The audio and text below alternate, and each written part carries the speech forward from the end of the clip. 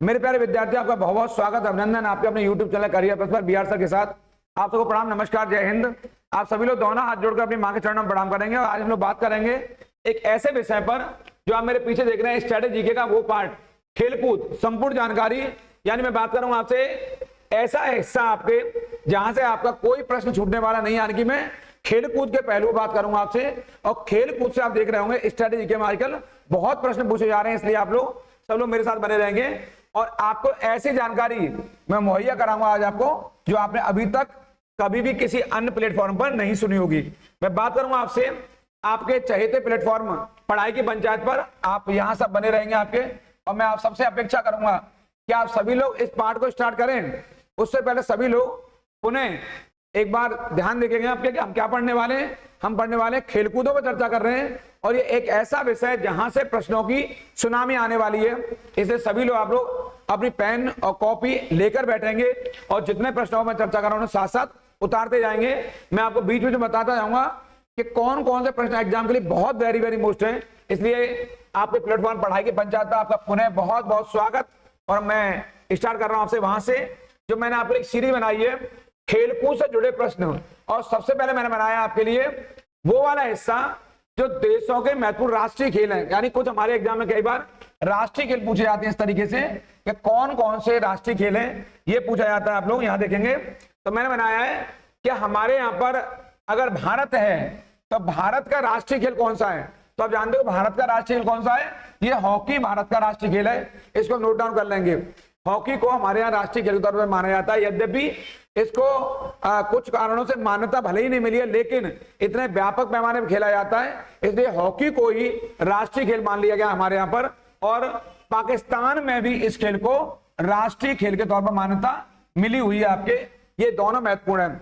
अगर भारत का राष्ट्रीय खेल आएगा तो आपको हॉकी ही मानना है, क्रिकेट नहीं मानना है, ये तो ध्यान देंगे। और पाकिस्तान का राष्ट्रीय खेल भी हॉकी है, जो बहुत इंपॉर्टेंट है। मैं आपको इस पर आगे चर्चा करूंगा आपके यहीं से थोड़ा सा, ये बड़ा महत्वपूर्ण है आपके लिए। कुछ अन्य पहलुओं पर भी चर्चा जारी रखूंगा। ये जो बांग्लादेश है हमारा पड़ोसी, आप ध्यान दे रहे होंगे, मैंने पहले पड़ोसी जो सीमावर्ती क्षेत्र हैं या पड़ोसी भारत के राज्य हैं, देश हैं, पहले मैंने वो लिखे हैं, पड़ोसी देश लिखे हैं या पड़ोसी सीमावर्ती देश लिखे हैं आपके, ताकि हम नजदीक वाले चीजों को ज्यादा पहचान पाए कि पहले हमारे पड़ोस में क्या हो रहा है। तो बांग्लादेश का राष्ट्रीय खेल क्रिकेट नहीं है, कबड्डी है। इसको आप लोग यहां से इंपोर्टेंट कर लेंगे और नोट डाउन कर लेंगे। जो चीन है जो हमारा पड़ोसी भी है और आपका सीमावर्ती देश भी है आपके, तो चीन का जो राष्ट्रीय खेल है कौन सा है, वो टेबल टेनिस यहाँ का राष्ट्रीय खेल है। इसको आप लोग नोट डाउन करेंगे कौन सा है, टेबल टेनिस। और ये टेबल पर खेलते हैं, छोटे छोटे करके हैं, छोटे छोटे बल्ला होते हैं आपके। तो एक प्रकार से इस खेल में इनको महारत हासिल है। आप देखते हो ओलंपिक खेलों में इनको बड़ी मात्रा में पदक मिलते हैं, स्वर्ण पदक या सिल्वर कॉइन या आपका ब्रॉन्ज मिलता है। वो टेबल में इनका बड़ा औहदा रहता है, क्योंकि इस क्षेत्र में इन्होंने एक बड़ा महारत हासिल करी है टेबल टेनिस में, चीन का। इस क्रम में मैं आपको बताऊंगा कि हमारा पड़ोसी जो भूटान है, जो सीमावर्ती भी है, इसका राष्ट्रीय खेल कौन सा है, ये तीरंदाजी है। आपको इसको इंपोर्टेंट कर लेंगे यहां से, जो कई बार एग्जाम में पूछा जाता है। मैंने थोड़ा सा आपके लिए एक महत्वपूर्ण चीज यहां लिखी है, आप मेरे पीछे देख रहे होंगे, ये इसकी राजधानी लिखा दी मैंने आपको। ये खेलों के साथ साथ थोड़ा सा स्ट्रेटेजी के में आपके कुछ राजधानियां पूछी जाती हैं। आप देखेंगे यहाँ पर जैसे मैं लिखा है कि अगर यहाँ पे एक क्वेश्चन आपके एग्जाम आएगा कि आपके ये भारत की राजधानी पता है आप लोग पहले से ही, लेकिन पाकिस्तान की राजधानी कौन सी है, इस्लामाबाद है। इसको यहाँ लिखते जाएंगे साथ साथ। और बांग्लादेश की कौन सी राजधानी है, ढाका, ये मिलाने के लिए आती हैं। चीन की राजधानी कौन सी है, बीजिंग, यहां मैंने लिख दिया आपके। भूटान की थिम्पू राजधानी है, इसको अंडरलाइन करते जाएंगे। ये मैंने थोड़ा सा एक और राष्ट्रीय खेल लिख दिए, एक और एक्स्ट्रा नॉलेज लिख दी है, इसको भी याद करते जाएंगे। नेपाल की राजधानी कौन सी है, काठमांडू, ये है आपके। और श्रीलंका की राजधानी कौन सी है, जयवर्धने नगर, यानी कि पुरानी राजधानी श्रीलंका कौन सी है, कोलंबो, और नई कौन सी है, जयवर्धने नगर। से आप लोग नोट डाउन कर लेंगे। कई बार आपके माइंड में आ रहा होगा कि इस तरह की कहीं नॉलेज कहीं ज्यादा हमारे लिए ज्यादा तो नहीं हो जाएगी, पर कोई ये विषय नहीं है। स्ट्रेटेजी के इस तरह के प्रश्न आते हैं राजधानियों से, मुद्राओं से, आपके खेलों से, राष्ट्रीय खेलों से, वहां के नृत्य ज्ञान से, संगीत से, ऐसे प्रश्न बार बार पूछे जाते हैं आपके। भूटान का राष्ट्रीय खेल में बताया तीरंदाजी। इस क्रम में मैं आगे ले चलता हूं आपको। जो नेपाल है, जो नेपाल का राष्ट्रीय खेल है, तो नेपाल का राष्ट्रीय खेल कौन सा है, आप देख रहे होंगे, ये वॉलीबॉल है। कौन सा है, ये वॉलीबॉल है, इसको आप लोग लिख लेंगे। आपको इसका पुराना नाम दंडी बीओ है। क्या है? दंडी बीओ। मैंने थोड़ा लिख दिया है अभी, ये दंडी बीओ है। यानी 2017 से पहले, 2007 में ध्यान देंगे, 2017 से पहले नेपाल का जो राष्ट्रीय खेल था वो दंडी बीओ था, लेकिन 2017 से अब राष्ट्रीय खेल कौन सा हो गया? वॉलीबॉल हो गया। इसको अंडरलाइन करेंगे। श्रीलंका हमारा पड़ोसी है, पड़ोसी देश भी आपका, और श्रीलंका का जो राष्ट्रीय खेल है वो वॉलीबॉल है। कई बार विद्यार्थी समझते होंगे सनत जयसूर्या, अरविंद डिसिल्वा, अभी हाल के दिनों तमाम प्लेयर्स है वहां के, उन्हें लग रहा होगा ऐसा कि वहां का राष्ट्रीय खेल क्रिकेट है, क्योंकि ज्यादातर विद्यार्थियों की, ज्यादातर युवा पीढ़ी की जो ज्यादा रुचि है वो क्रिकेट में है, और वो क्रिकेट के दाएं बाएं उससे हटकर देखना नहीं चाहते। उन्हें लगता होगा कि श्रीलंका का राष्ट्रीय खेल वॉलीबॉल, लेकिन गलत है। क्या राष्ट्रीय खेल? वॉलीबॉल है वहां का। एक पड़ोसी हमारा और है जो आपका एशियाई भाग में आता है, दक्षिण कोरिया। यहाँ का राष्ट्रीय खेल ताई कमांडो। कौन सा है? ताइक्वांडो है। ताइक्वांडो कहाँ का है? दक्षिण कोरिया का। हमारा एक पड़ोसी और है, दक्षिण पूर्वी एशिया क्षेत्र है, दक्षिण पूर्वी एशियाई, मलेशिया। मलेशिया का राष्ट्रीय खेल बैडमिंटन है। इसको आप लोग थोड़ा इंपॉर्टेंट कर लेंगे, क्योंकि मलेशिया से कई बार एग्जाम में पूछा गया है एग्जाम में। बाकी मैं लिखा है आपको यहाँ पर, राजधानी बताने क्रम में बताते जा रहा हूँ मैं आपको, दोनों पार्टों को ले चल रहा हूँ साथ साथ। राष्ट्रीय खेल को भी बता रहा हूँ और मैं आपको उनकी राजधानियों को भी आपसे साझा कर रहा हूं, क्योंकि ये महत्वपूर्ण है। मैं अगर इस क्रम में आपको आगे ले चलूं तो जापान का ये इंपॉर्टेंट है, जो राष्ट्रीय खेल है कौन सा है? वो जूडो है। इसको भी आप मेरे कहने से इंपॉर्टेंट कर लें, क्योंकि कई बार जूडो को पूछा गया है। इस क्रम में मैं आपको आगे ले जाऊंगा। जो अमेरिका का जो राष्ट्रीय खेल है ये बेसबॉल है, और ये भी इंपॉर्टेंट है, इसको भी आप लोग इंपॉर्टेंट कर लेंगे। इसको मैं लिख दिया है। अमेरिका का राष्ट्रीय खेल कौन सा है? बेसबॉल है, इसको इंपॉर्टेंट कर लेंगे। रूस का जो राष्ट्रीय खेल है यहां पर वो बंडी है, यानी रूसी हॉकी। और बंडी के अलावा एक और है शतरंज, यानी कि मैं कह सकता हूं कि रूस में आपके बंडी हॉकी के अलावा आपके शतरंज को भी राष्ट्रीय खेल के तौर पर मान्यता प्राप्त है यहाँ पर। इसको आप लोग लिख लेंगे यहाँ से। बंडी को वहां रूसी हॉकी कहते हैं, और शतरंज वहां का एक अन्य खेल है आपके यहाँ से रूस का। इसके अलावा मैं बात करूंगा आपसे, ऊपर राजधानी बात कर रहा था मैं अभी आपसे, कि जो दक्षिण कोरिया की राजधानी कौन सी है? सियोल है। मैंने यहां तक बताया आपको कि दक्षिण कोरिया की राजधानी है कौन सी है? वो सियोल है। इसको नोट डाउन कर लेंगे राजधानियों को। यानी मैं बताना चाह रहा हूं खेलों के साथ साथ राजधानी भी याद करते जाएंगे, ये आपके लिए स्ट्रेटेजी का एक अन्य महत्वपूर्ण पार्ट हो जाए। मैं तो ये कहूंगा कि इनकी मुद्राएं भी, इनकी जो मुद्राएं करेंसी है उसको भी अगर साथ साथ करते जाएं तो एक पंथ तीन काज हो जाएंगे आपके। यानी एक और राष्ट्रीय खेल, एक और उनकी कैपिटल्स, और एक और उनकी जो मुद्राएं करेंसी हैं उनको भी याद कर लेंगे, तो आपका एक पंथ तीन काज हो जाएंगे, ना कि दो काज। मैं साथ में लेते रहूंगा आपको। मलेशिया की राजधानी कौन सी है? ये कुआलालंपुर है। और जापान की राजधानी कौन सी है? जापान की टोक्यो है। और अमेरिका की वॉशिंगटन डीसी है। और रूस की कौन सी है? मॉस्को राजधानी आप देख रहे होंगे यहाँ पर। इनको आप साथ साथ लेके चलेंगे। मैं आपको राष्ट्रीय खेल पर और ले जाऊंगा आपके, जो मैंने राष्ट्रीय खेल आपके लिए बनाए, जो बहुत बहुत इंपॉर्टेंट है। इन पर चर्चा हमारी जारी है यहाँ पर, और मैं आपसे इसी जानकारी को इस लिहाज से साझा कर रहा हूं, जैसे एग्जाम में आ रहे हो आपके क्वेश्चन आने ही है आपके, इन क्वेश्चनों का आना तय है। ये कनाडा का जो राष्ट्रीय खेल है वो आइस हॉकी है। इसको भी आप इंपॉर्टेंट कर लेंगे यहाँ से। ये मैं लिख दिया है, यानी मैंने अमेरिका का लिखा है और मैंने कनाडा का लिखा है। इंग्लैंड का क्रिकेट है, इसको ज्यादातर विद्यार्थी जानते हैं यहाँ से क्रिकेट के बारे में। और फ्रांस का खेल आपके कौन सा है? फुटबॉल है राष्ट्रीय खेल। इस क्रम में आप थोड़ा और आगे चलेंगे आपके, तो आप देखेंगे कि आपके अन्य जो राष्ट्र हैं जहां के जो खेल राष्ट्रीय बने हुए हैं आपके, जैसे जो ऑस्ट्रेलिया है वहां का राष्ट्रीय खेल कौन सा है? वहां का क्रिकेट है, यद्यपि वहां टेनिस भी खेला जाता है और अन्य खेलों में रुचि है, लेकिन क्रिकेट वहां का राष्ट्रीय खेल है। न्यूजीलैंड का ये रग्बी यूनियन है, इसको आप लोग इंपॉर्टेंट कर लेंगे, ये थोड़ा ठीक है, ये कई बार पूछा जाता है आपके। अब मैं आपको यहाँ से, अभी मैं राजधानी बताई मैंने आपको, यहाँ से कनाडा की राजधानी मैं भी समझा रहा था आपको। कनाडा की राजधानी कौन सी है? ओटावा, इसको कर लेंगे यहाँ से। और इंग्लैंड की राजधानी कौन सी? लंदन, इसको आप कर लेंगे अंडरलाइन। फ्रांस की पेरिस है, बहुत पॉपुलर है। ऑस्ट्रेलिया कैनबरा है, इसको आप लोग यहाँ से इंपॉर्टेंट लिख लेंगे, क्योंकि कैनबरा को पूछा गया है कई बार। मैंने यहां भी लिख दिया दोनों तरफ, इसको लिख लेंगे आपके। और न्यूजीलैंड की वेलिंगटन कैपिटल है, इसको भी आप यहां पर इंपॉर्टेंट कर लेंगे, क्योंकि वेलिंगटन को पूछा गया है यहां से।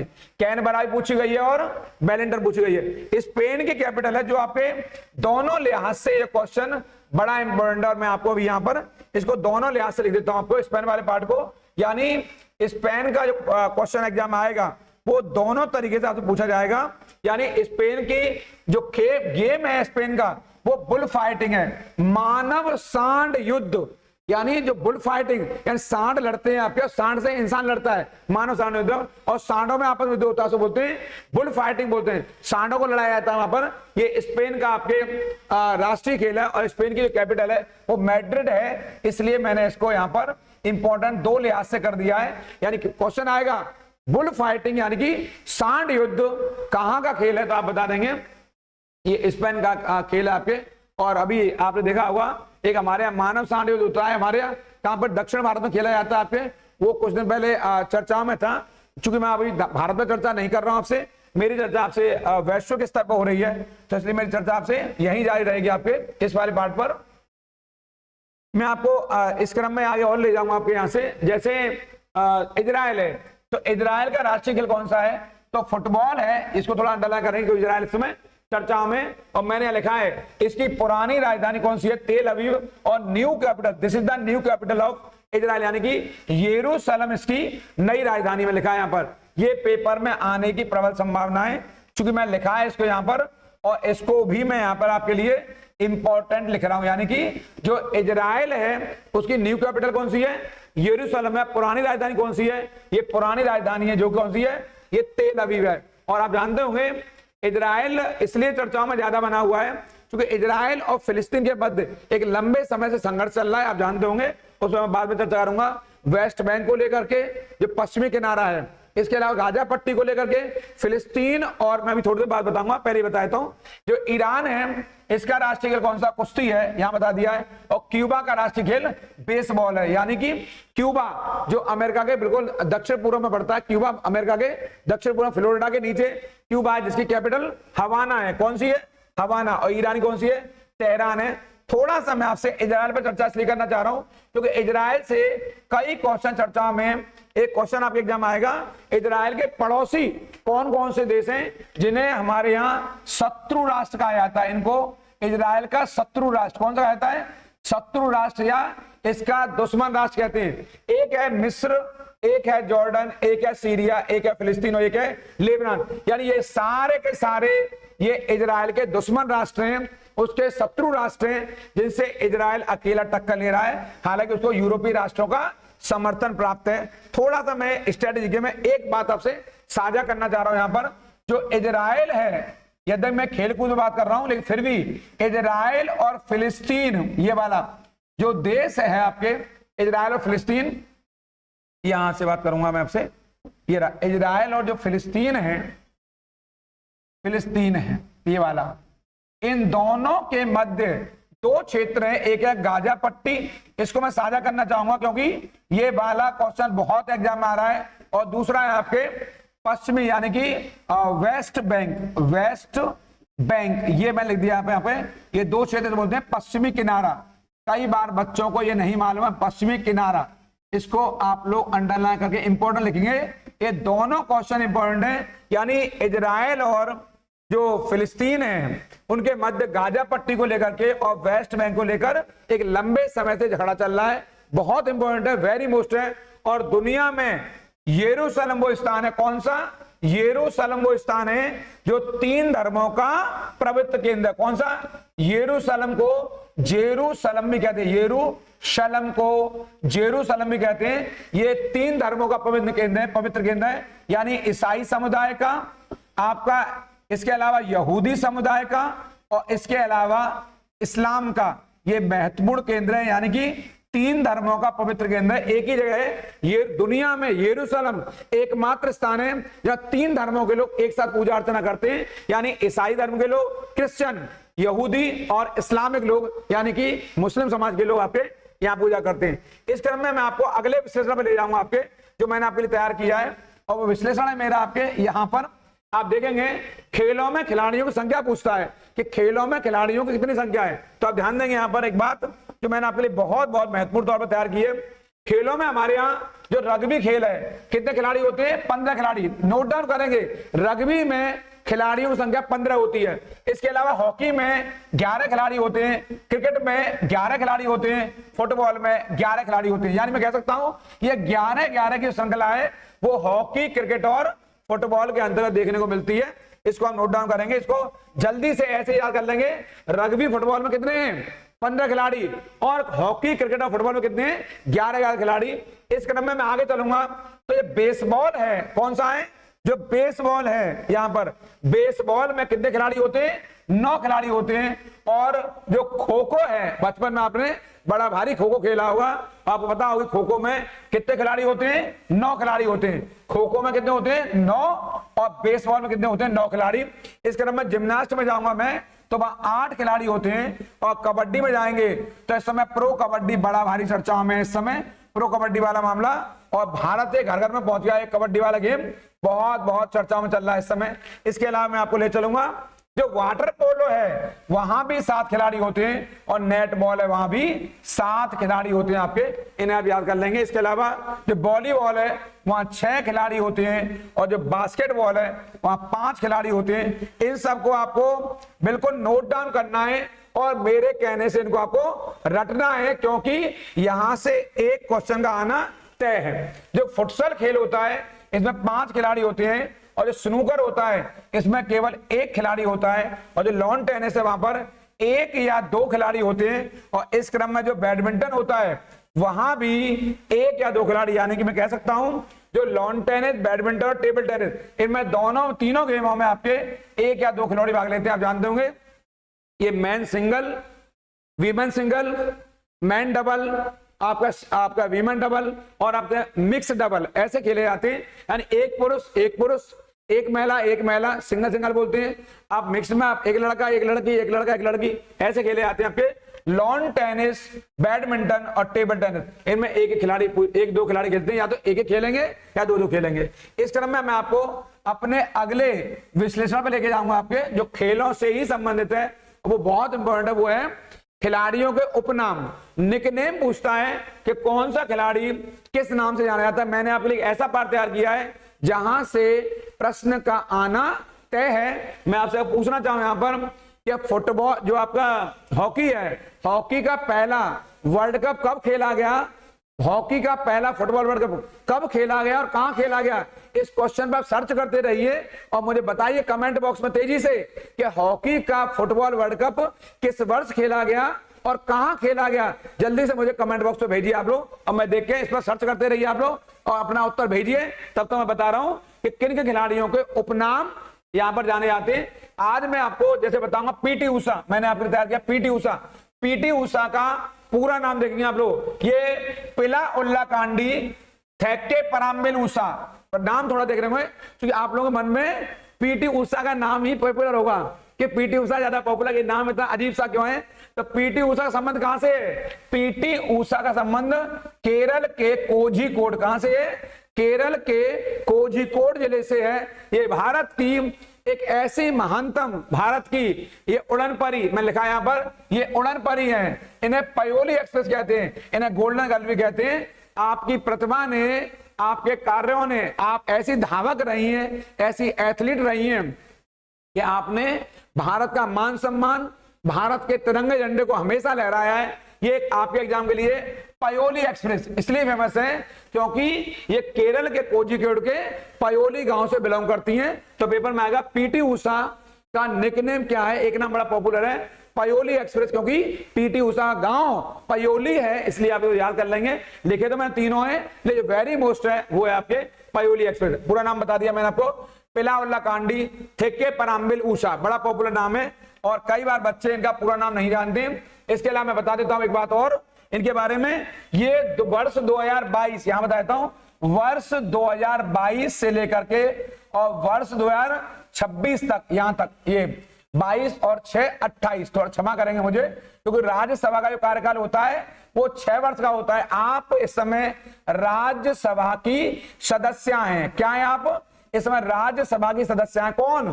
पीटी ऊषा को 2022 में राज्यसभा की सदस्य के तौर पर मनोनीत किया गया है और आपकी प्रतिभा के बल पर खेलों के क्षेत्र से आप आई हैं पीटी ऊषा, और आप 2022 से लेकर 2028 तक रहेंगी क्योंकि राज्यसभा का जो टर्म है, टेन्योर है, कार्यकाल है, वो 6 वर्ष का होता है, यानी आप 28 तक रहेंगे यहाँ पर। इस क्रम में मैं आपको दूसरा महत्वपूर्ण बात बताऊंगा। जो हिमा दास है, जो भारत के असम राज्य की ऐसी बेटी, असम क्या पूरे भारत की बेटी है, इसने ऐसा झंडा फहराया भारत का। आपको ढींग एक्सप्रेस के नाम से भी और जाना जाता है। आपका संबंध कहां से है? असम से है मूल रूप से, और आप असम में ढींग नाम के गांव से बिलोंग करती हैं, इसलिए आपका नाम बढ़ गया ढींग एक्सप्रेस। और ये आपके अभी हाल में कई एग्जाम में आया है, या ढींग एक्सप्रेस इनमें से किसका उपनाम है, या ढींग एक्सप्रेस से क्या समझते हैं, तो आप बताएंगे ढींग एक्सप्रेस का संबंध है हिमा दास से। ये एथलीट हैं, धाविका हैं, आपने तिरंगा की शान बढ़ाई है यहां पर। इसके अलावा मैरी कॉम, इन्होंने 8 बार बॉक्सिंग में, कितनी बार? 8 बार, बहुत बहुत इंपॉर्टेंट है। 8 बार आपने बॉक्सिंग में, मुक्केबाजी में भारत को विश्व चैंपियनशिप दिलाई है, 8 बार। और आपका संबंध कहां से है? मणिपुर से। कहां से है? ये मणिपुर की ऐसी बेटी, और मणिपुर की वो बहू है जो इसने मां का फर्ज निभाया, पत्नी का फर्ज निभाया, और देश की बेटी का वो फर्ज निभाया। ये मैरी कॉम है, हमारी प्रेरणा है, और हमें ये नई ऊर्जा प्रदान करती रहती हैं कि इतनी कठिनाइयों में से होकर के आपने 8 बार मुक्केबाजी में विश्व चैंपियनशिप दिलाई है। कहां की बेटी? यहां मणिपुर की। और आपको इसलिए सुपर मॉम के तौर पर जाना जाता है। इसको आप वेरी मोस्ट कर लेंगे important. Dhing express, Payoli express, super mom. ये सुपर मॉम कौन है? एस मैरी कॉम है, जो बहुत बहुत वेरी मोस्ट इंपॉर्टेंट है। इस क्रम में मैं आपको आगे ले चलूंगा आपके निकनेम में एक ऐसा नाम जिसने भारत का हमेशा मान सम्मान वैश्विक स्तर पर बढ़ाया है और भारत का परचम दुनिया में लहरा दिया। वो नाम और कोई नहीं बल्कि सचिन रमेश तेंदुलकर है। आपने केवल 16 वर्ष की अवस्था में 1989 में क्रिकेट की दुनिया में कदम रखा, और आपने तब से लेकर के पीछे मुड़कर नहीं देखा। और आपको वर्ष 2013 में ही, वर्ष 2013 में यहां पर और भारत रत्न के लिए आपको यहां चुना गया, भारत रत्न के लिए यहां पर। और आपको 14 में ये पुरस्कार दिया गया, वर्ष 2014 में। और आप भारत रत्न पाने वाले देश के सबसे कम उम्र के व्यक्ति हैं, सचिन रमेश तेंदुलकर। और आपका अपना नाम है मास्टर ब्लास्टर सचिन रमेश तेंदुलकर। बहुत सारे नाम है, लिटिल चैंप, मास्टर ब्लास्टर, आपको कहते हैं क्रिकेट का भगवान, गॉड ऑफ क्रिकेट। कौन है? सचिन तेंदुलकर। और 40 वर्ष की उम्र में, कितने वर्ष की उम्र में? 40 वर्ष की उम्र में भारत रत्न पाने वाले ये भारत के एकमात्र खिलाड़ी हैं, इनका नाम है सचिन। इसके अलावा एक और सचिन की मैं क्लोन कहूं तो मैं गलत नहीं, क्लोन जैसे हैं, फोटोकॉपी जैसे, जिनका उपनाम चीकू है। क्या नाम है? चीकू।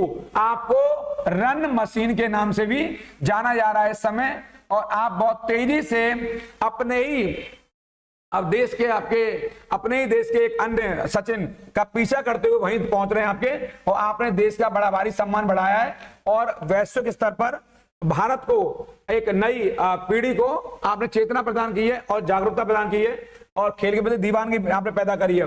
कपिल देव, बहुत बहुत इंपॉर्टेंट, आपको हरियाणा हरिकेन के उपनाम से जाना जाता है। और आप ही ने सबसे पहले वर्ष 1983 में भारत को वो सम्मान दिलाया, यानी वर्ल्ड कप, यानी क्रिकेट का विश्व कप किसने दिलाया है? यानी इन्होंने दिलाया है।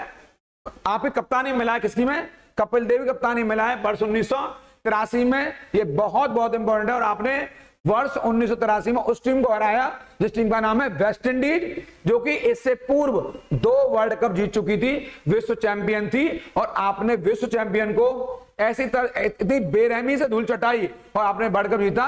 ये क्रिकेट के इतिहास का तीसरा वर्ल्ड कप है जो मैं चर्चा कर रहा हूं। आपको हरियाणा हरिकेन के नाम से जाना जाता है। इस क्रम में मैं आपको आगे लेके चलूंगा। जो कर्णम मल्लेश्वरी है, ये तो भारत की वो बेटी है जिसने भारत का मान सम्मान ऐसा वैश्विक मंच पे फैलाया। आपको द आयरन लेडी भी कहते हैं। ठीक उसी प्रकार से जैसे राजनीति की दुनिया में अगर इंदिरा गांधी को आयरन लेडी कहा जाता है, तो आपके खेलों की दुनिया में आयरन लेडी कर्णम मल्लेश्वरी को कहा जाता है, जो बहुत बहुत बहुत इंपॉर्टेंट है आपके लिए। और आप जानते होंगे इस बात को, वर्ष 2000 में जो सिडनी में ओलंपिक हुए, कहां पर हुए? सिडनी में जो ओलंपिक हुए, उन ओलंपिक खेलों में आपने जो वेट लिफ्टिंग है, क्या है? वेट लिफ्टिंग में आपने कांस्य पदक भारत को दिलाया। क्या में दिलाया? वेट लिफ्टिंग में दिलाया। वेट लिफ्टिंग में दिलाया, इसको आप लोग नोट डाउन कर लेंगे। ये मैं आपको थोड़ा एक्स्ट्रा नॉलेज बता रहा हूं आपके बारे में। और ये भारत की पहली ऐसी बेटी रही जिसने वेट लिफ्टिंग में कोई पदक दिलाया है। वो पदक का नाम क्या है? कांस्य पदक। और ये पहली, यानी क्या नाम है? कर्णम मल्लेश्वरी। और ये आंध्र प्रदेश राज्य से संबंधित है। क्या नाम है? कर्णम मल्लेश्वरी। ऐसे ही एक और हमारे दिग्गज है मिल्खा सिंह। कई सारी मूवियां बनी है, भाग मिल्खा भाग, इनके ऊपर बनी। आपको फ्लाइंग सिक्के नाम से जाना जाता है। किसको जाना जाता है? आपको मिल्खा सिंह को। और आपकी एक जो ऑटोबायोग्राफी उसका नाम है the race of my life. क्या नाम है? The race of my life. The race of my life. ये किसकी बायोग्राफी है? आपकी ऑटोबायोग्राफी। ये बायोग्राफी है मिल्खा सिंह की। और आपकी जीवनी पे एक मूवी बनी भाग मिल्खा भाग, जिसने कई प्रकार के अवार्ड जीते। उसने बहुत परचम लहराया, आपकी जीवन से परिचित कराया, कैसे आपने विपरीत परिस्थितियों में देश का मान सम्मान बढ़ाया है। आपका नाम क्या है? मिल्खा सिंह। आपके लड़के हैं जीव मिल्खा सिंह, जो गोल्फ की दुनिया में, जीव मिल्खा सिंह जो गोल्फ की दुनिया में भारत का परचम लहरा रहे हैं इस समय। या मैं आगे बात करूंगा भारत के एक ऐसे सपूत की, नाम है मेजर ध्यानचंद। ये महान सपूत है भारत का। ये हॉकी का जादूगर, विजार्ड ऑफ जादूगर। मेरे पास शब्द नहीं है इनके लिए। आपने उन परिस्थितियों में जब भारत गुलाम हुआ करता था, गुलामी के उस दौर में आपने भारत का परचम लहराया, बिल्कुल वैश्विक मंच पर। उसमें हिटलर नाम का एक तानाशाह हुआ करता था, जिसने आपकी स्टिक की जांच करवाई, छड़ी की जांच करवाई, कहीं इसमें कोई मैग्नेट तो नहीं लगा हुआ है, कोई चुंबक तो नहीं लगी हुई है।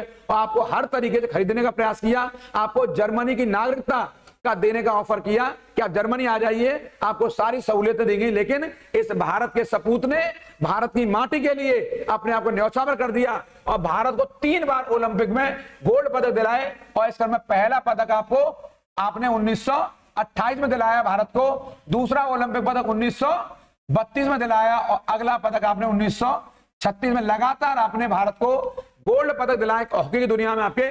इसलिए आपको हॉकी का जादूगर कहा जाता है। निकनेम क्या है आपका? Wizard of hockey. यानी कौन है वो? मेजर ध्यानचंद। और अभी कुछ दिन पहले आपके नाम पर भारत का सर्वोच्च खेल रत्न अवार्ड, क्या नाम है उसका? पहले उसका नाम होता था राजीव गांधी खेल रत्न, अब उसका नाम हो गया है मेजर ध्यानचंद खेल रत्न पुरस्कार, जो कि खेलों की दुनिया में दिया जाने वाला सबसे बड़ा अवार्ड है। ये आपके लिए सच्ची श्रद्धांजलि है और भारत आपका हमेशा ऋणी रहेगा। बल्कि मैं कहूँ आपके भारत रत्न दिया जाए तो मैं गलत नहीं हूं। आपको सच्चे देश के भारत रत्न है और वो आपको जल्दी मिलेगा। एक और भारत का दिग्गज है विश्वनाथन आनंद। आपको लाइटनिंग किड कहा जाता है। आपने शतरंज की दुनिया में भारत को एक अलग ही ओहदा, एक अलग स्थान दिलाया है। आप विश्व चैंपियन हैं और सही अर्थों में आपने शतरंज में भारत को स्थापित किया है। और जो सबसे बड़ा खेल रत्न अवार्ड है, वर्ष 1991-92 स्थापित हुआ हमारे यहाँ पर। उस समय राजीव गांधी कहते थे, आज अभी कुछ दिन पहले बदल दिया गया है।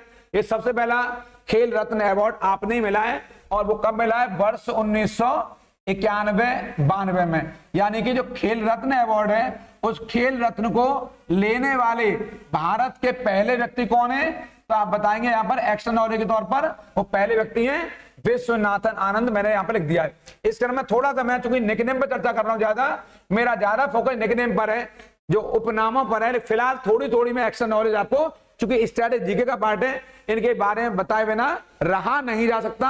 क्योंकि अगर इनके बारे में नहीं बताया तो वो न्याय नहीं हो पाएगा। इसलिए मैंने थोड़ा इनके बारे में बता दिया है। अगले किसी वीडियो में मिलूंगा आपको तो विस्तार से इस पर और ज्यादा चर्चा करूंगा। फिलहाल लिएंडर पेस भारत का लॉन टेनिस का दिग्गज। किसका है? लॉन टेनिस का दिग्गज है। किसका है? टेनिस की दुनिया में भारत को अगर पहचान, अगर विश्व बिरादरी में दिलाई तो आपका नाम है लिएंडर पेस। तो आपको इंडियन एक्सप्रेस के नाम से भी जाना जाता है। इनके एक और जोड़ीदार है महेश भूपति।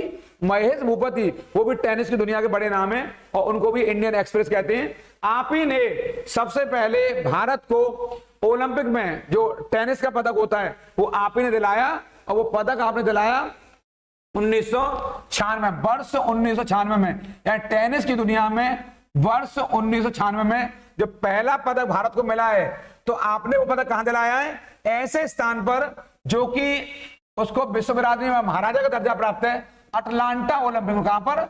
अटलांटा ओलंपिक खेलों में आपने, यानी कहां पर है? वो यूएसए में स्थित है। आपने अटलांटा ओलंपिक में भारत का मान सम्मान बढ़ाया और आपने भारत को टेनिस की दुनिया में कांस्य पदक दिला करके ये सिद्ध कर दिया कि टेनिस में भी भारत में बढ़ने की प्रबल संभावना है। मैंने बताया अटलांटा ओलंपिक 1996, लिएंडर पेस को इंडियन एक्सप्रेस भी कहते हैं। एक और भारत के सपूत हैं मेजर राज्यवर्धन सिंह राठौर। आप राजस्थान से संबंधित हैं, आपको चिली यानी मिर्ची कहा जाता है, एक प्रकार से चिली कहा जाता है। और आपने वर्ष 2004 में, कब? वर्ष 2004 में कहां पर? एथेंस में। वो गेम एथेंस में खेले जा रहे थे, यानी कि ग्रीस में यानी कि यूनान में खेले जा रहे थे।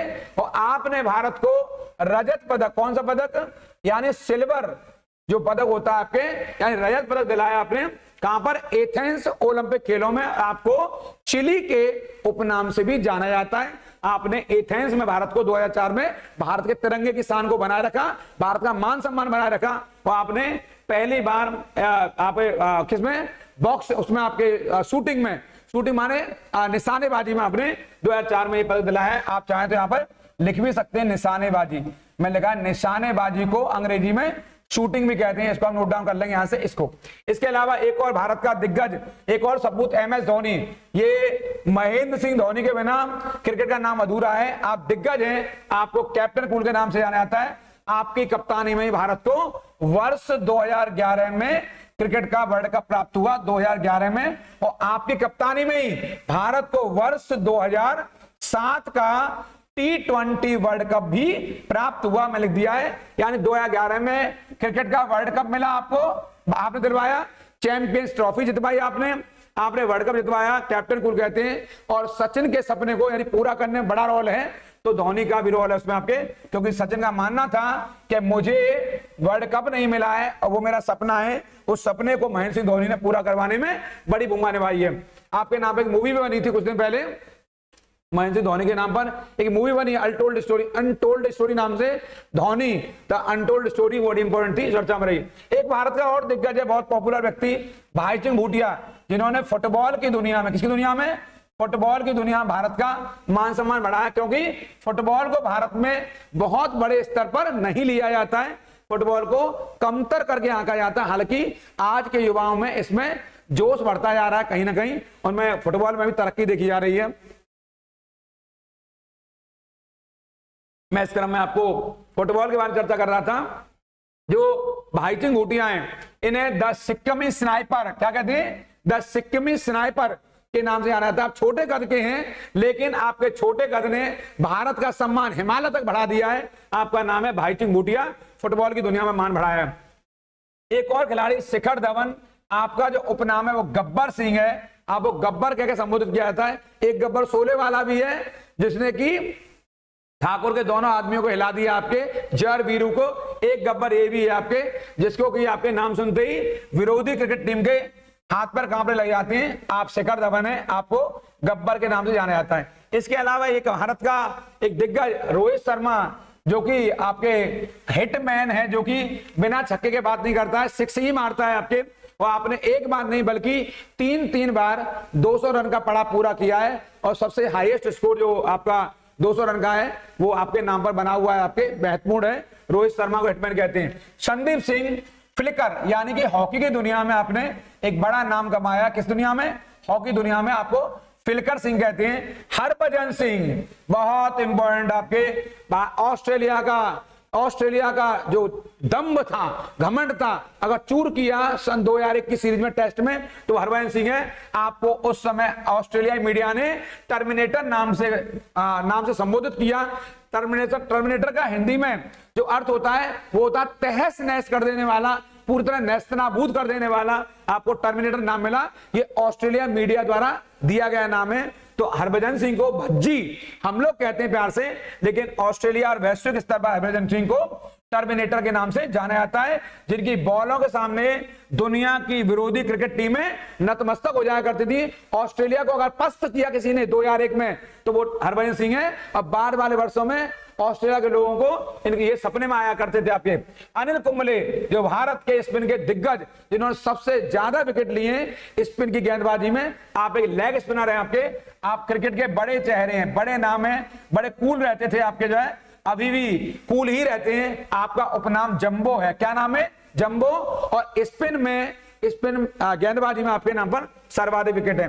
एक नाम और है राहुल द्रविड़, बहुत कूल रहते हैं। आपका एक नाम जैमी है उपनाम, और एक नाम द वॉल है, यानी अगर विकेट पे आए तो आप दीवार की तरह खड़े हो जाते थे और आप आउट नहीं होते थे। वर्तमान समय में आप भारतीय क्रिकेट टीम के हेड कोच हैं, आप थोड़ा अंडरलाइन कर लेना, बड़ा इंपॉर्टेंट है।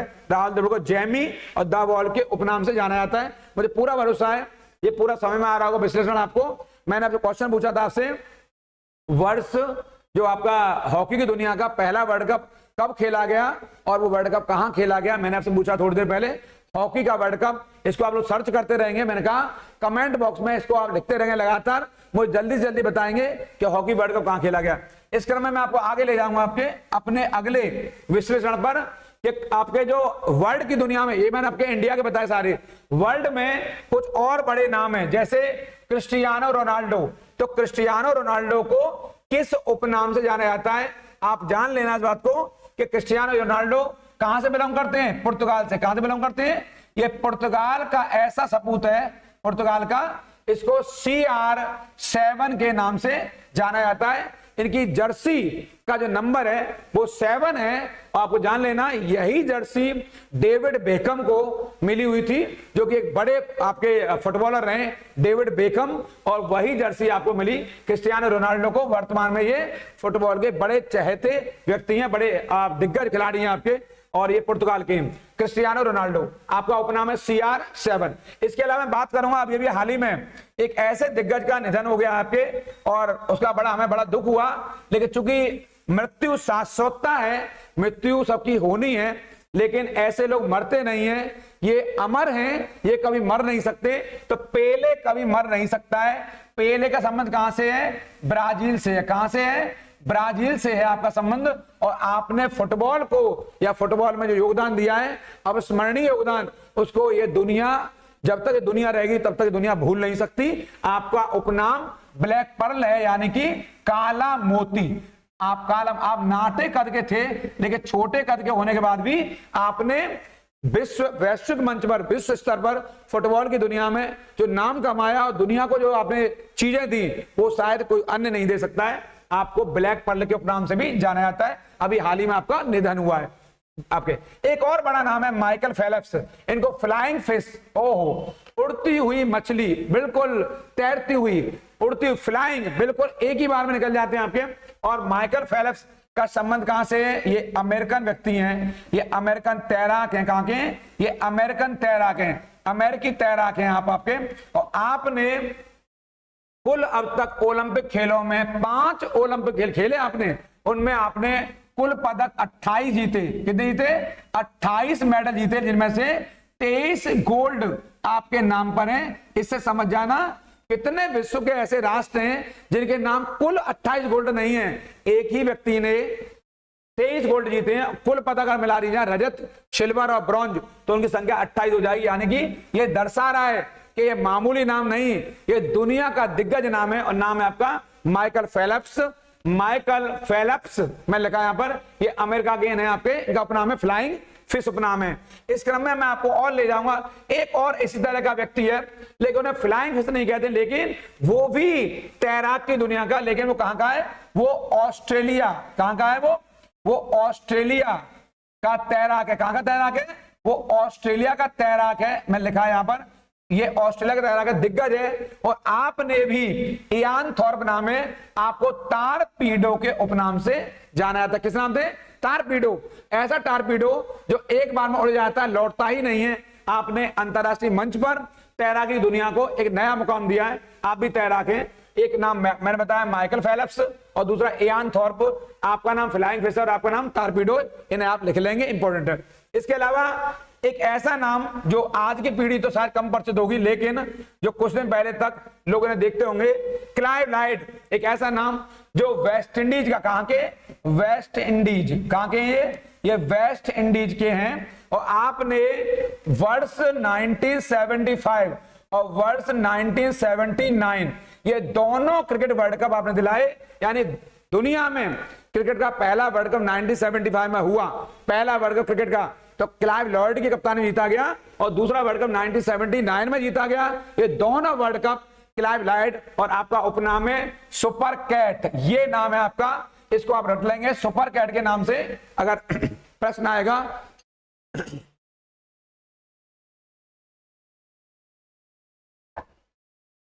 तो आप बता देंगे कि जो सुपर कैट किसका उपनाम है, तो आप बताएंगे किसका उपनाम है, क्लाइव लाइड का।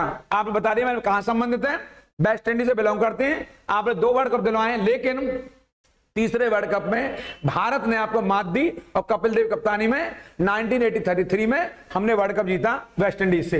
इस क्रम में एक नाम और बताऊंगा मैं आपको, एडम गिलक्रिस्ट, नाम सुना होगा आपका। एक उपनाम गिल्ली भी है, क्या नाम है, गिल्ली, आपको गिल्ली भी कहते हैं हम, जो इनके सहयोगी साथी प्रिय प्रेम से। लेकिन हमारे एग्जाम में आएगा चर्ची, चर्ची के उपनाम से किसे जाना जाता है, तो आप बताएंगे एक जमाने में एडम गिलक्रिस्ट और मैथ्यू हेडिन की ओपनिंग जोड़ी हुआ करती थी, और विश्व की ज्यादातर क्रिकेट टीमें आपके नाम को सुनते ही धराशायी हो जाया करती थी। ये बड़ा नाम है एडम गिलक्रिस्ट। ये कहां के हैं, ये ऑस्ट्रेलिया के हैं। कहां के हैं, ये ऑस्ट्रेलिया के हैं। और आपने क्रिकेट की दुनिया में जो धाक जमाई, जो नाम कमाया, वो वाकई में काबिले तारीफ रहा। इस क्रम में मैं आपको और ले चलूंगा एक और व्यक्ति जो दक्षिण अफ्रीका, कहां का है, जो दक्षिण अफ्रीका का है। इससे सारी युवा पीढ़ी परिचित होगी, क्योंकि आपने आईपीएल में आपने जहां जो टीम है आपकी जो बैंगलोर, उसके ओर खेलते हुए आपने, और आपने 360 का जो कमाल किया है।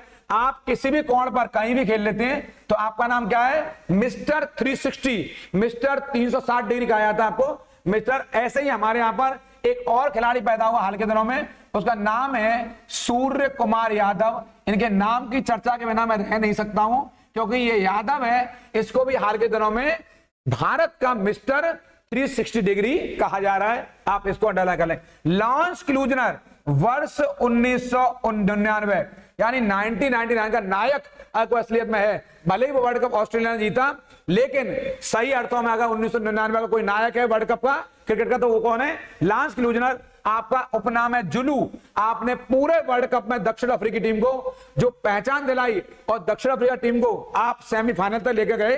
भले ही आप हार गए, एक दक्षिण अफ्रीका टीम को एक उपनाम मिला हुआ चौकर, यानी एन मौके पर आगे बिखर जाना। ये केवल दुनिया में एक ही टीम को नाम मिला हुआ है, क्या नाम है उसका, दक्षिण अफ्रीका। उसे चौकर के उपनाम से जाना जाता है। अर्थात अंतिम समय पर दबाव को नहीं सहन कर पाना आपके लिए भी प्रेरणा है।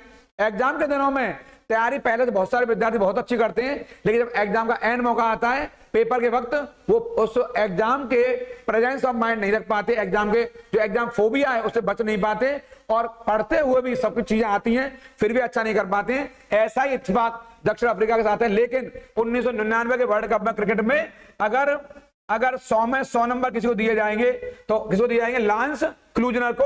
और ये व्यक्ति कहां के हैं, ये दक्षिण अफ्रीका का एक जीनियस, एक हरफल मौला है। कौन है, हरफल मौला, यानी कि ग्रेट ऑलराउंडर कहूंगा। जैक्स कालिस वहीं के हैं दक्षिण अफ्रीका के, और लांस क्लूजनर भी वहीं के हैं। इंपॉर्टेंट है, ये वहां के बड़े ऑलराउंडर माने जाते हैं। इस क्रम में मैं आपको आगे ले जाऊंगा। अभी आपको जो मैंने अगली श्रृंखला तैयार की आपके लिए, मैंने पहले बता दिया, इस क्रम में आप सब लोग बने रहेंगे, क्योंकि मैं खेलों के इतिहास पर चर्चा कर रहा हूं।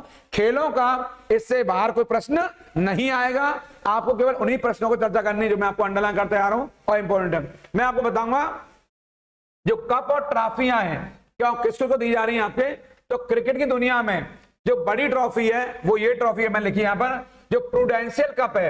ये इसका संबंध किससे है, तो आप बताएंगे इसका संबंध क्रिकेट से। किसका, प्रूडेंशियल कप का संबंध किससे है, क्रिकेट से। आपको जान के अच्छा लगेगा, थोड़ा गर्व भी होगा, क्योंकि ये तिरंगे की शान से जुड़ा हुआ कप है।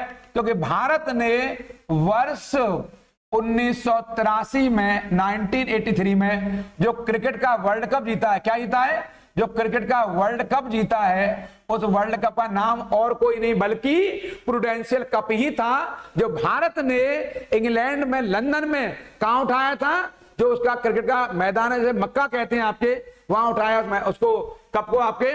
और वो स्टेडियम उठाने के बाद कपिल देव की कप्तानी में एक बहुत बड़ा भारत को गौरव का क्षण मिला। वर्ष 1983 में वर्ल्ड कप आपने उठाया, इसका नाम था प्रूडेंशियल कप नाम है, जो कि आपके लिए बहुत बहुत वेरी मोस्ट इंपोर्टेंट है। यहां से बेंसन एंड हेजेज कप, ये भी वर्ल्ड कप का ही एक नाम है। ये किससे संबंधित है, क्रिकेट से। इस क्रम में मैं आपको आगे बताऊंगा आपके यहीं पर। ये जो शारजहां कप है, शारजहां कप, ये कहां खेला जाता है? यूएई में। कहां खेला जाता है? यूएई का एक शहर है, क्या नाम है? शारजहां। यूएई, यूनाइटेड अरब अमीरात, उसका शहर है शारजहां, वहां क्रिकेट का कप खेला जाता है।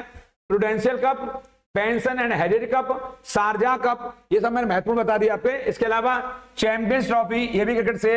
रोहिंटन बारिया ट्रॉफी, ये भी क्रिकेट संबंधित है। इस क्रम में मैं आपको और थोड़ा बताऊंगा आपके यहां से, जो मैंने क्रिकेट के लिए निकाला है आपके। रोथमैन्स कप, कौन सा कप?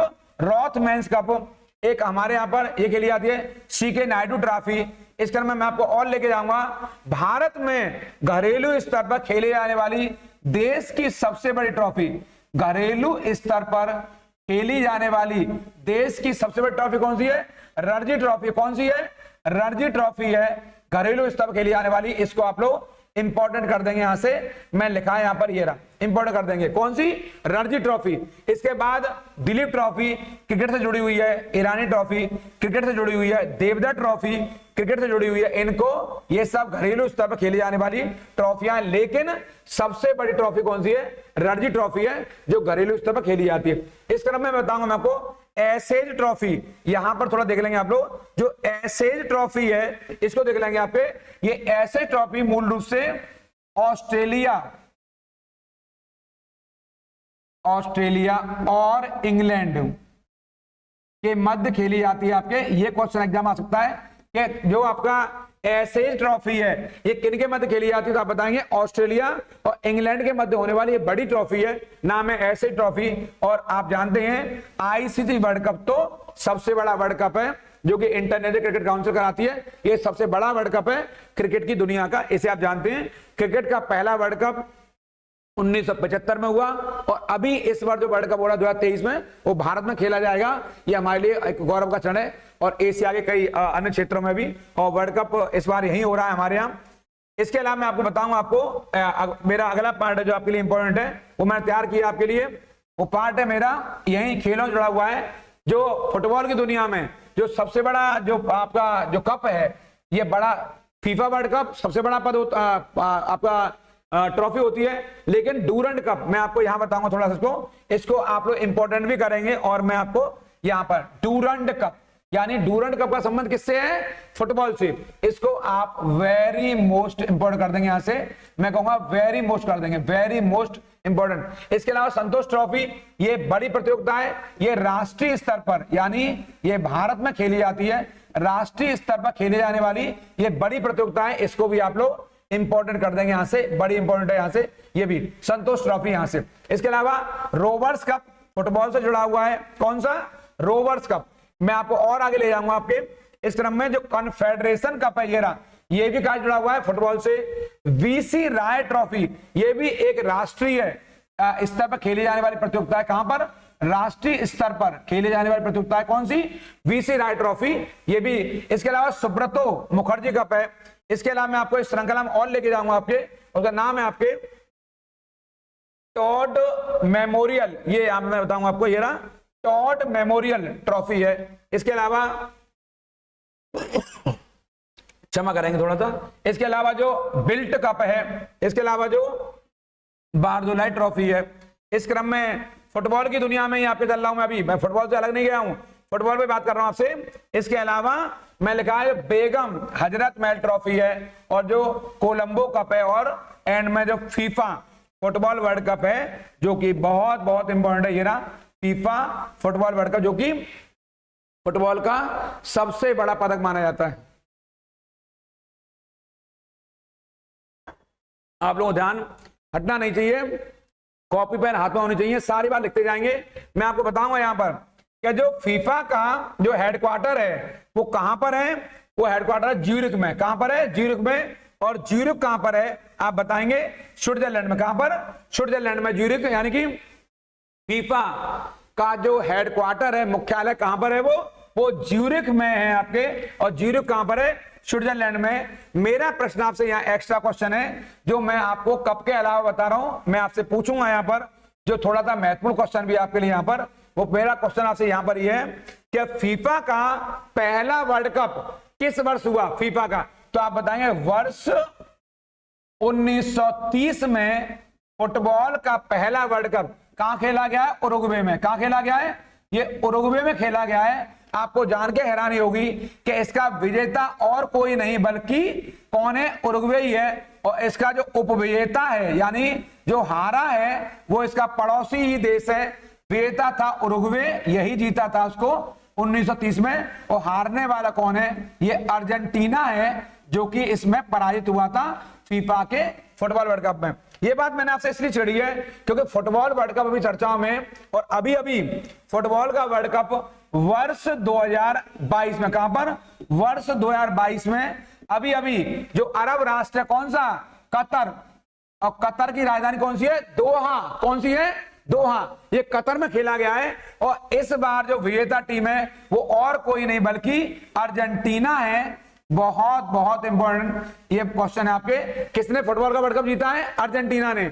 और इसका जो आपके कप्तान है लियोनेल मेसी। कौन? Lionel Messi. कहां का? अर्जेंटीना का, जिसने अपनी कप्तानी में अर्जेंटीना को पदक दिलाया।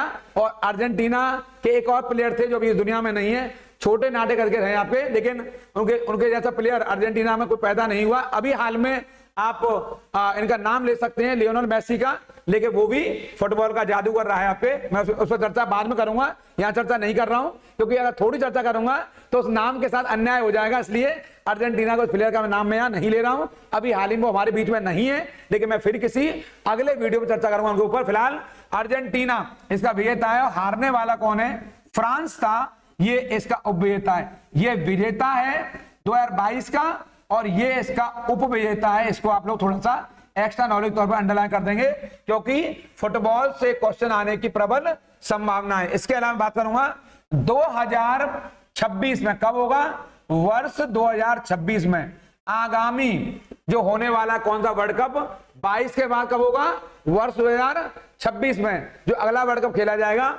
और ये वर्ल्ड कप कहां खेला जाएगा? ये संयुक्त मेजबानी यानी अमेरिका, एक 3 देश मिलकर संयुक्त मेजबानी कर रहे हैं। अमेरिका, कनाडा और मैक्सिको, ये 3 राष्ट्र हैं जो तीनों राष्ट्र मिलकर के संयुक्त रूप से फुटबॉल की मेजबानी करेंगे। यानी कि वर्ष 2026 में फुटबॉल का वर्ल्ड कप कहां हो रहा है? अमेरिका, यहां कर देंगे आपके कनाडा, यानी आप बताएंगे अमेरिका है वो कनाडा है और वो मैक्सिको है। ये तीनों राष्ट्र मिलकर के वर्ष 2026 में फीफा फुटबॉल वर्ल्ड कप की मेजबानी करने जा रहे हैं, जो कि बहुत इंपॉर्टेंट है। एक मैंने क्वेश्चन बता दिया है जो आपके एग्जाम में आएगा। फीफा का जो मुख्यालय है वो कहां है? ज्यूरिख में। और ज्यूरिख कहां है? स्विट्जरलैंड में। मैंने बता दिया आपको, यहां से ये इंपॉर्टेंट है, बहुत बहुत महत्वपूर्ण है, कर लेंगे इसको। इसके अलावा मैं बताऊंगा आपको जो हॉकी की दुनिया है, हॉकी में जो कुछ खेल प्रतियोगिताएं, ट्रॉफियां हैं, आप बताएं हॉकी में आगा खां कप है, कौन सा है? ये इंपॉर्टेंट कर लेंगे, यहां से इसको इंपॉर्टेंट कर लेंगे इसको। इसके अलावा अजलन शाह कप है, इसको इंपॉर्टेंट कर लेंगे। और ये अजलन शाह का कप कहां खेला जाता है? मलेशिया में। कहां खेला जाता है? ये मलेशिया में खेला जाता है। इसको मैंने आपको अंडरलाइन कर दिया है। किसको? मलेशिया को। अजलन शाह कप मलेशिया में खेला जाता है। आगा कप इंपॉर्टेंट है जो हॉकी की दुनिया में दिया जाता है। इसके अलावा जो बेटन कप है ये भी हॉकी की दुनिया में दिया जाता है। इसके अलावा मैं बात करूंगा आपसे यहीं पर जो रंगा स्वामी कप है, कौन सा है? रंगा स्वामी कप है, वो भी हॉकी की दुनिया में दिया जाता है। और जो बेगम रसूल ट्रॉफी है वो भी हॉकी में दिया जाता है। और ये इंपॉर्टेंट है महाराज रणजीत सिंह गोल्ड कप, ये थोड़ा सा इंपॉर्टेंट है क्योंकि जो रणजी ट्रॉफी है वो क्रिकेट में दी जाती है और जो महाराज रणजीत सिंह गोल्ड कप है वो हॉकी में दिया जाता है, इसलिए इंपॉर्टेंट है। रणजी ट्रॉफी आएगी क्योंकि वो भी महाराज रणजीत सिंह के नाम पर है और ये है महाराज रणजीत सिंह गोल्ड कप है। तो गोल्ड कप आएगा तो आप मारेंगे हॉकी, और अगर आएगा आपके क्रिकेट आएगा तो मारेंगे आप रणजी ट्रॉफी, इंपॉर्टेंट है। इसके अलावा जो नेहरू ट्रॉफी है वो भी हॉकी में दी जाती है। इसके अलावा मैं बात करूंगा आपसे यहीं पर जो सोडी कप है, कौन सा कप है? जो सोडी कप है वो भी हॉकी की दुनिया में दिया जाता है। इसके अलावा जो वेलिंगटन कप है वो भी हॉकी में दिया जाता है। और अंत में जो गुरु नानक प्रतियोगिता होती है हमारे यहाँ, ये भी आपके हॉकी की दुनिया में दिया जाता है। थोड़ा सा मैं आपसे यहाँ पर एक बात शेयर करूंगा जो आपके लिए इंपॉर्टेंट है। हॉकी का जो मैंने अभी अभी आपसे क्वेश्चन पूछा, सर्च करते रहिए, मैंने कहा हॉकी का पहला जो वर्ल्ड कप है, हॉकी का किसका? हॉकी का पहला वर्ल्ड कप वर्ष 1971 में कहां खेला गया है? स्पेन में ही खेला गया है, आपके बार्सिलोना क्षेत्र में। कहां पर? बार्सिलोना में। और इस कप को किसने जीता है? इस कप को पाकिस्तान ने जीता था ये आपके लिए थोड़ा सा इंपॉर्टेंट है। यहां से क्वेश्चन आएगा कि हॉकी का पहला वर्ल्ड कप किस वर्ष खेला गया, तो क्या बताएंगे, खेला गया वर्ष 1971 में। और किसने जीता है, पाकिस्तान ने। और हारने वाली टीम कौन है, स्पेन थी। यही टीम हारी थी आपका, स्पेन में ही ये खेला गया था। ये बात मैं आपसे इसलिए कर रहा हूं क्योंकि हॉकी का जो वर्ल्ड कप 2023 में जो खेला गया अभी वर्ष 2023 में ये वर्ल्ड कप भारत में खेला गया है। इंपॉर्टेंट कर लेंगे, यानी कि वर्ष 2023 में हॉकी वर्ल्ड कप की जो मेजबानी करी है वो किसने करी है, वो मेजबानी करी है भारत ने। लेकिन वर्ष 2023 में हॉकी का जो वर्ल्ड कप है वो किसने जीता है, वो जर्मनी ने जीता है। किसने जीता है, इसको आप लोग इंपॉर्टेंट कर लेंगे, जर्मनी इसका विजेता है। और जो हारने वाली टीम है कौन सी है, वो बेल्जियम है। कौन सी है, वो यूरोपीय टीम है, बेल्जियम। यानी कि दोनों ही टीम ये यूरोप की हैं। जीतने वाली भी कौन सी है, जर्मनी की, और हारने वाली कौन सी है, ये बेल्जियम है। ये आपकी उपविजेता है। क्या ये उपविजेता है। तो आपसे एक क्वेश्चन पूछा जाएगा यहां पर कि जो हमारे यहां पर अभी हाल ही में जो वर्ल्ड कप हुआ हॉकी का वर्ष 2023 में, उसका विजेता कौन है, जर्मनी। और हारने वाली टीम कौन है, आप बताएंगे, वो बेल्जियम है। ये थोड़ी सी मैंने आपसे अतिरिक्त नॉलेज साझा कर ली है, जो बहुत बहुत इंपॉर्टेंट है। इसको आप रट कर जाएंगे क्योंकि ये क्वेश्चन आपके एग्जाम के लिए बहुत महत्वपूर्ण है, इसे देख लेंगे। इसके अलावा मैं थोड़ा सा आपको और ऊपर ले जाऊंगा। मैंने खेलों के क्षेत्र में आपके यहाँ से जो हमारा नेक्स्ट विश्लेषण है आपके, मैं वहां लेके जाऊंगा आपको। और मैं बताऊंगा आपको बैडमिंटन के क्षेत्र में जो सबसे बड़ा पदक है, जो आपका पदक नहीं, थोड़ा क्षमा करेंगे मुझे, जो कप है बैडमिंटन की दुनिया में, उसका नाम है आपके थॉमस कप। क्या नाम है उसका, थॉमस कप नाम है। यहां देख रहे होंगे थॉमस कप, लेकिन ये मेल यानी कि पुरुष वर्ग के क्षेत्र में रहता है ये थॉमस कप। और जो उबेर कप है ये फीमेल के लिए, यानी कि ये महिला वर्ग के लिए दिया जाता है। यानी थॉमस कप का संबंध बैडमिंटन से, उबेर का संबंध बैडमिंटन से, इसके अलावा नारंग कप का संबंध बैडमिंटन से। और इसी क्रम में मैं आपको ले जाऊंगा थोड़ा और, जो चड्डा कप है, कौन सा चड्डा कप है, वो भी बैडमिंटन से, सोफिया वो भी बैडमिंटन से, यूनेक्स कप बैडमिंटन से, और कॉनिका कप ये भी बैडमिंटन से। लेकिन आपके लिए जो इंपॉर्टेंट पार्ट है, जो इंपॉर्टेंट क्वेश्चन जो एग्जाम पूछेगा, वो क्वेश्चन आपके एग्जाम में यहां से आता है, जो कि आपको मेरे कहने से इंपॉर्टेंट भी करना है और लिखना भी है। ये दोनों ही आपके लिए वेरी वेरी मोस्ट इंपॉर्टेंट है, क्योंकि अक्सर ये दोनों ही पूछे जाते हैं, थॉमस कप का संबंध किससे और उबेर कप का संबंध किससे। तो आप बता दीजिए कि दोनों ही कप किससे जुड़े हुए हैं आपके, ये जुड़े हुए हैं आपके, मैंने बताया ऊपर किससे जुड़े हुए हैं, बैडमिंटन से।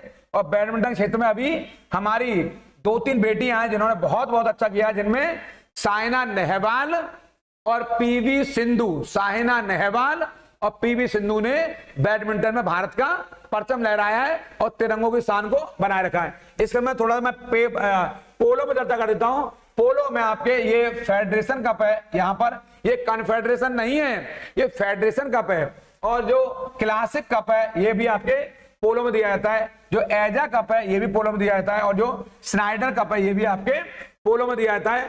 पोलो का जो पुराना नाम है वो क्या है, वो पुराना नाम है चौगान। आपको याद आ गया होगा, पोलो को चौगान कहते हैं आपके, आपको पता होगी। आपके इसी पोलो को खेलते हुए इतिहास में सल्तनत काल में, कहां पर, सल्तनत काल में, थोड़ा सा मैं याद करने के लिए बता रहा हूं, सल्तनत काल में गुलाम वंश का एक व्यक्ति संस्थापक था।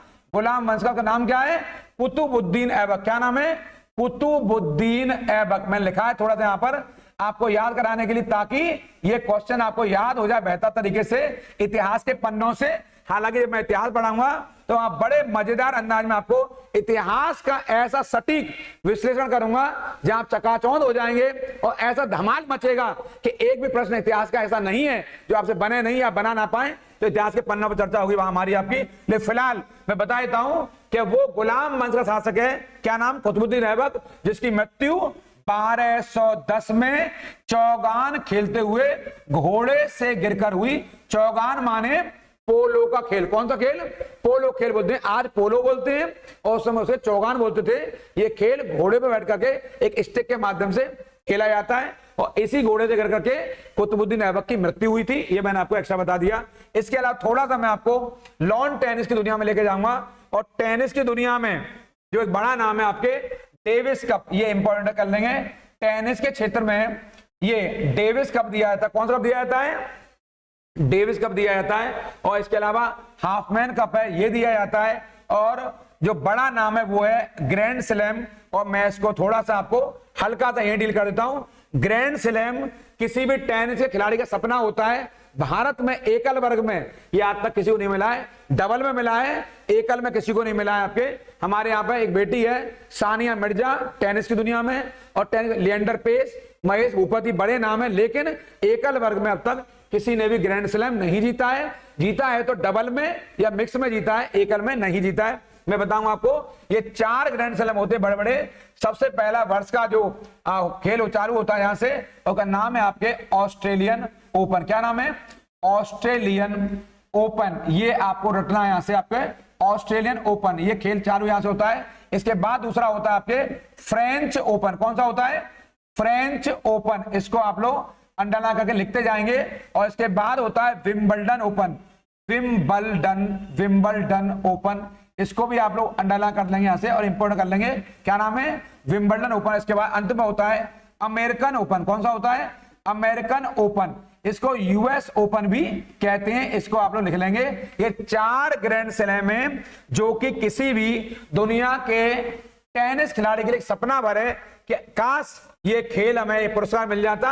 और उस पुरस्कार को लेने के बाद एक प्रकार से ये अपने आप में ये बड़ी प्रतियोगिता है। Australian open, French open, Wimbledon open और अमेरिकन ओपन, ये बहुत बहुत महत्वपूर्ण है, इंपॉर्टेंट है। ये ग्रैंड स्लैम प्रतियोगिता है जो कि बड़ी महत्वपूर्ण है। इसके अलावा मैं आपको खेलों के मामले में जो पदकों की दुनिया है थोड़ा सा बताऊंगा आपको। जो टेबल टेनिस है, टेबल टेनिस में हमारे यहाँ पर एक जय लक्ष्मी कप है। कौन सा कप है? ये थोड़ा इंपॉर्टेंट है। इसके अलावा जो रामानुजम ट्रॉफी है और जो काबिलियन ट्रॉफी है, यानी जयलक्ष्मी कप, रामानुजम कप और काबिलियन कप, ये तीनों कप किसमें दिए जाते हैं आपके? आप बता देंगे। ये टेबल टेनिस के क्षेत्र में दिए जाते हैं। इसको आप लोग इंपोर्ट कर लेंगे। तो मैंने आपको आज विभिन्न खेलों के क्षेत्र में एक चर्चा कराई है। ये चर्चा थोड़ी सी बड़ी मैंने इसलिए की है क्योंकि यहां से हमारे एग्जाम में बार बार प्रश्न पूछे जा रहे हैं। इसको आप नोट डाउन कर लेंगे, इंपॉर्टेंट कर लेंगे।